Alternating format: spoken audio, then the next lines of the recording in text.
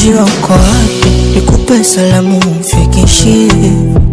Aliyemwaga ni damu, sio maji, naomba umwambie. Hivi kinachouma mapenzi ama mazoea, naomba aniambie. Na kama ni mapenzi, hasa kwa nini aliniacha mie? Wahenga walisema hifadhi maneno, kuna kesho. Wese ulisema upolo nizidi tena special, nami nikasema nenda kasitaki mateso. Yani ni kuogelea na majasha nifika kwa shingo. Na kama malipo hapa duniani, basi anamrudia vibaya.